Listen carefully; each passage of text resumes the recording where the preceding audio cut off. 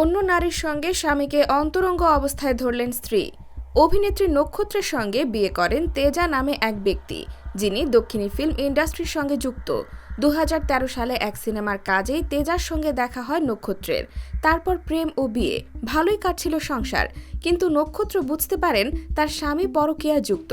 সন্দেহের ফলেই ধীরে ধীরে প্রমাণ খোঁজা শুরু করেন নক্ষত্র। উপযুক্ত প্রমাণ হাতে পেয়ে স্বামীর কীর্তি ফাঁস করার সিদ্ধান্ত নিয়ে নেন তিনি। একদিন নক্ষত্র জানতে পারেন তার স্বামী এক ফাঁকা ফ্ল্যাটে অন্য মহিলার সঙ্গে অন্তরঙ্গ সময় কাটাচ্ছেন।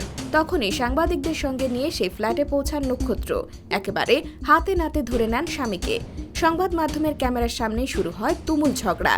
পুলিশের কাছে অভিযোগও জমা করেছেন নক্ষত্র। তবে হাতে নাতে ধরলেও তেজা সব অভিযোগ অস্বীকার করেছেন। সেই ভিডিও সামাজিক যোগাযোগ মাধ্যমে ভাইরাল হয়েছে। ভিডিওতে দেখা যায় নক্ষত্র তার স্বামীকে হাতে নাতে ধরার পর ঝগড়া করছেন। ঝগড়ার এক পর্যায়ে স্বামীর গালে থাপ্পড় মারেন। নক্ষত্রের স্বামী অভিযোগ অস্বীকার করে মেজাজ হারিয়ে ধাক্কাধাক্কি করছেন, যা নিয়ে সোশ্যাল মিডিয়ায় চলছে আলোচনা সমালোচনার ঝড়।